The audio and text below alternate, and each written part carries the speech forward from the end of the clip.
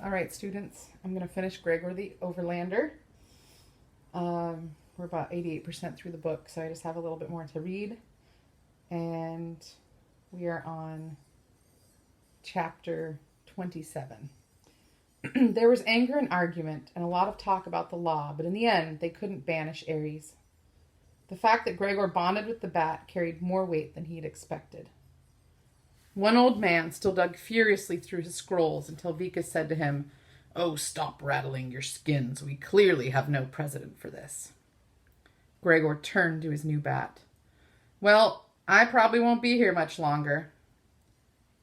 "It matters not," said Ares. "While I have flight, I will be here always for you." As soon as things settled down, Gregor made a beeline for the hospital. He braced himself before entering his dad's room, fearing he might have relapsed. But when he went in, a happy scene awaited him. His dad was sitting up in bed as Boots tried to feed him cookies. "Hey, Dad," he said with a smile. "Oh, Gregor," said his dad, beaming at him. His dad held out his arms, and Gregor rushed into them and held on tightly. He could have stayed there forever, but Boots was tugging on them. "No, Gigo, Dada eat cookie," she said.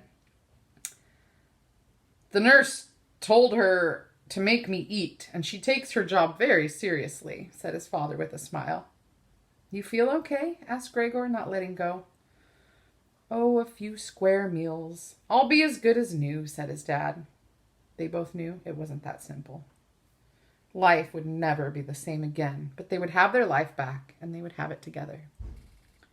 Gregor spent the next few hours just hanging out with his dad, Boots and Temp, who came in to check on the princess. He wouldn't have asked his dad about his ordeal, but he seemed eager to talk. "That night, the night I fell, I couldn't sleep. I went down to the laundry room to play a little saxophone. I didn't want to wake anybody." "We fell from there too," said Gregor, "through the air duct." "Right, the metal grate just started banging up and down out of nowhere," said his dad. "When I went to check it out, I got sucked right down there. See, they have this strange phenomenon with the air currents." And his dad went on for 20 minutes about the scientific aspects of the current.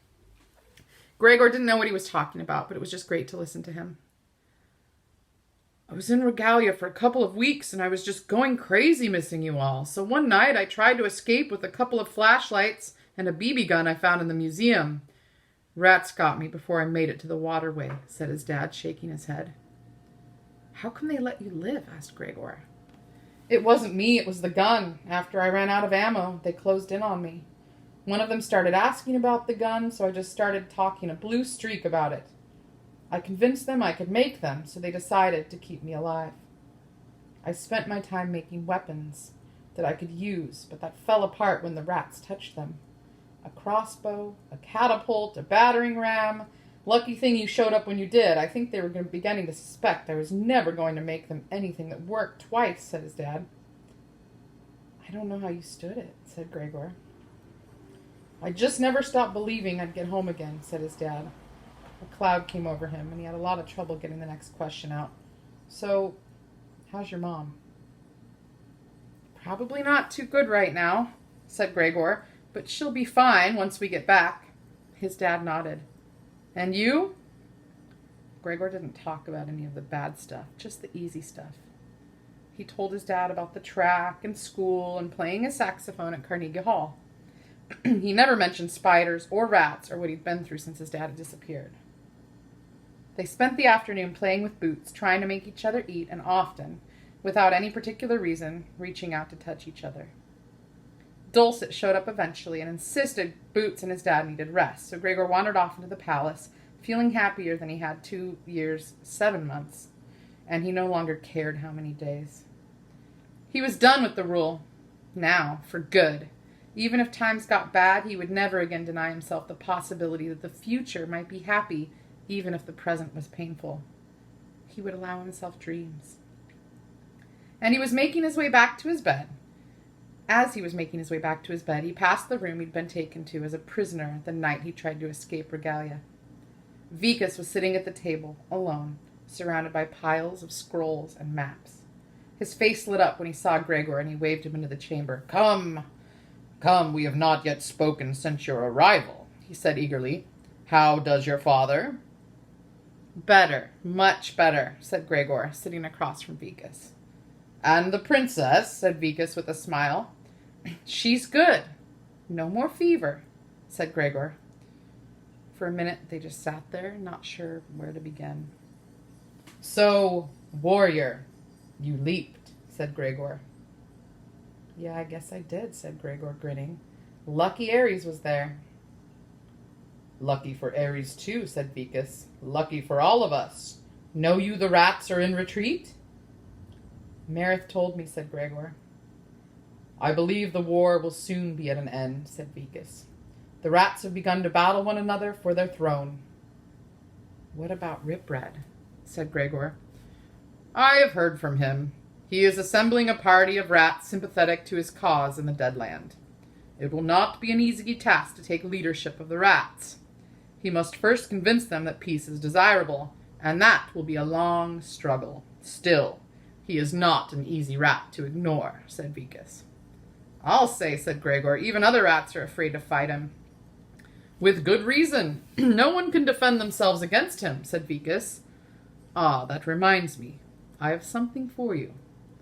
Several times on your journey, you made mention of your lack of a sword. The council asks me to present you with this. Vikas reached beneath the table and brought out a long object wrapped in very thick silk. Gregor unrolled it and found a stunningly beautiful sword studded with jewels. It belonged to Bartholomew of Sandwich himself. It is the wish of my people that you accept it, said Vikas. I can't take this, said Gregor. I mean, it's too much, and besides, my mom won't even let me have a pocket knife. This was true. On Gregor's 10th birthday, his uncle had sent him a pocket knife with about 15 attachments, and his mom had put it away until he was 21. I see, said Vikas. He was watching Gregor carefully. Perhaps if your father kept it for you, maybe she would allow it? Maybe, but there's another thing, said Gregor. But he didn't know how to say the other thing, and it was the main reason he didn't want to touch the object in front of him. It had to do with Tick and Treflex and Gox. It had to do with all the creatures he'd seen lying motionless on his trip back. It even had to do with Henry and the rats. Maybe he just wasn't smart enough. Maybe he just didn't understand. But it seemed to Gregor that there must have been some way to fix things so that everybody had ended up dead. I pretended to be the warrior so I could get my dad. But I don't want to be a warrior, said Gregor. I want to be like you. I have fought in many battles, Gregor, said Vikas cautiously. I know, but you don't go looking for them. You try to work things out every other way you can think of first, even with the spiders and Ripred, said Gregor. Even when people think you're wrong, you keep trying. Well then, Gregor, I know the gift I would wish to give you, but you can only find it yourself, said Vikas. What is it? Said Gregor. Hope, said Vikas. There are times it will be very hard to find. Times when it will be much easier to choose hate instead. But if you want to find peace, you must first be able to accept that hope is possible. You don't think I can do that? Said Gregor. On the contrary, I have great hope that you can, said Vikas with a smile. Gregor slid the sword back across the table to him. Tell them I said thanks, but no thanks. You cannot imagine how happy I am to deliver that message, said Vikas. And now you must rest. You have a journey tomorrow. I do? Where? Not back to the Deadland, said Gregor, feeling a little ill. No, I think it is time we send you home, said Vikas. They put a bed in his dad's room that night so that he and Boots could sleep close by. Now that he was going home, Gregor began to let thoughts of Lizzie and his grandma and most of all his mom come back into his head. Would they still be okay when he got back? He remembered his talk with Vikas and tried to hope for the best. As soon as his dad and Boots had woken, they were taken to the docks, where Gregor had made his escape the first night. Ares will take you to the portal above the waterway. said Vicus. It will be a short distance from there to your home. Marith pressed a handful of paper into his hand. He realized it was money. I took it from the museum. Vicus said you may need it to travel to the Overland. Thanks, said Gregor. He wondered exactly where the waterway gateway was in relation to his apartment. Oops. He guessed he'd find out soon enough.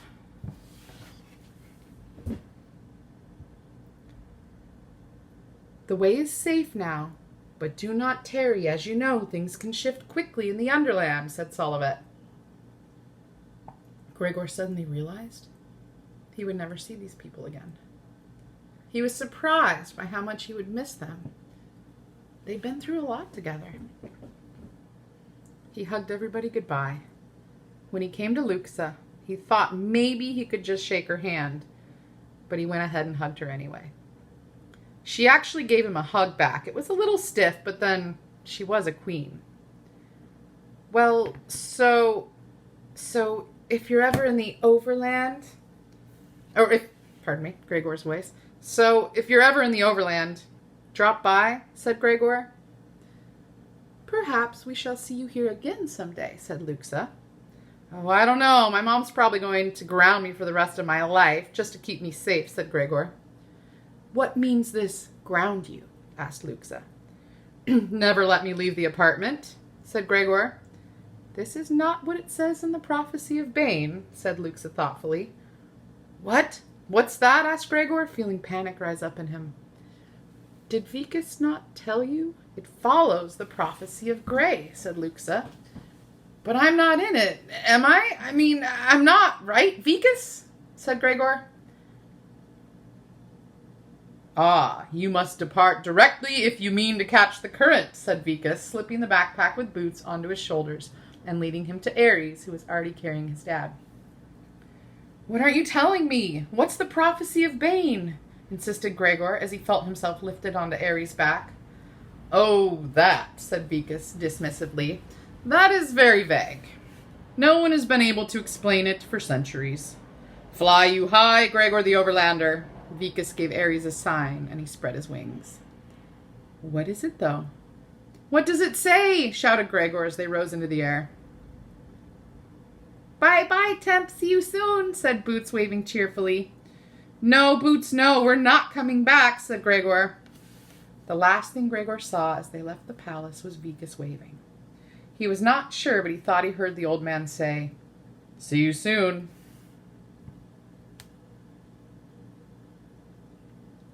Down the river he went again, but this time he was flying over the foaming water on Ares' strong back. They soon reached the beach where he'd encountered Fangor and Shed. He caught a glimpse of the blackened ground where the fire had been. 10 minutes later, the river fed into what was either a sea or the biggest lake Gregor had ever seen. Giant waves rolled across the water's surface and crashed onto rocky beaches. A pair of guards on bats appeared and escorted them over the water. Gregor didn't see any rats around, but knew what else might be down there looking for a meal. He caught a glimpse of a 20-foot spiked tail as some creature flipped it out of the waves and then dove. Not even going to ask, he said. The guards held their positions as Ares began to ascend into a vast stone cone. At the base, it may have been a couple of miles in diameter. A strange, misty wind seemed to be blowing them upward. Must be the currents, thought Gregor. Ares flew in tighter and tighter circles as they ascended. He had to close his wings to squeeze through the opening at the top. Suddenly, they were zipping through tunnels that looked familiar. They were not built of stone, but of concrete, so Gregor knew they must almost be home. The bat landed on a deserted stairway and nodded his head upward.